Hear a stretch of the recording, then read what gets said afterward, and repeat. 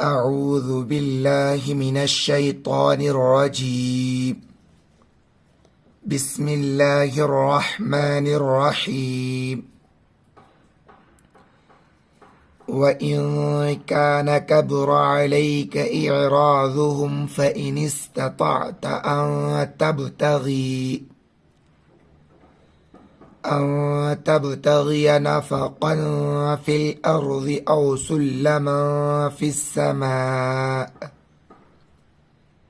السماء فتأتيهم بآية ولو شاء الله لجعلهم على الهدى فلا تكونن من الجاهلين. إنما يستجيب الذين يسمعون والموتى يبعثهم الله ثم إليه يرجعون. وقالوا لولا نزل عليه آية من ربه قل إن الله قادر على أن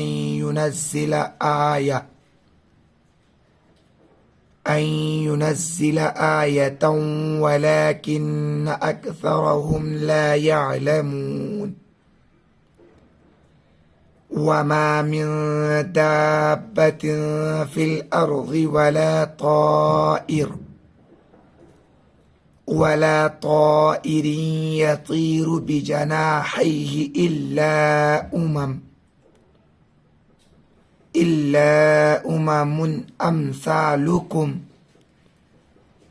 ما فرطنا في الكتاب من شيء ثم إلى ربهم يحشرون. والذين كذبوا بآياتنا صم وبكم في الظلمات من يشاء الله يضلله ومن يشاء يجعله على صراط مستقيم. قل أرأيتكم إن أتاكم عذاب الله أو أتتكم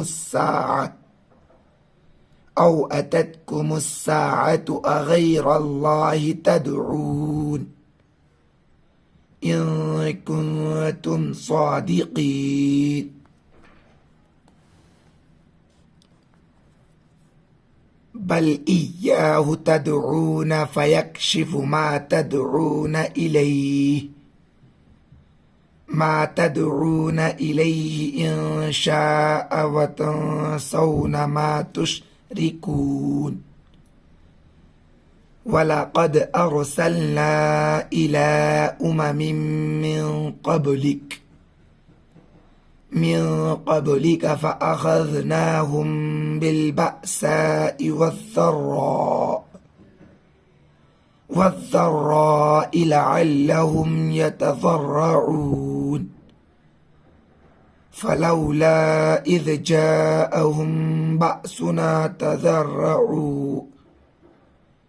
تضرعوا ولكن قست قلوبهم وزين لهم الشيطان ما كانوا يعملون.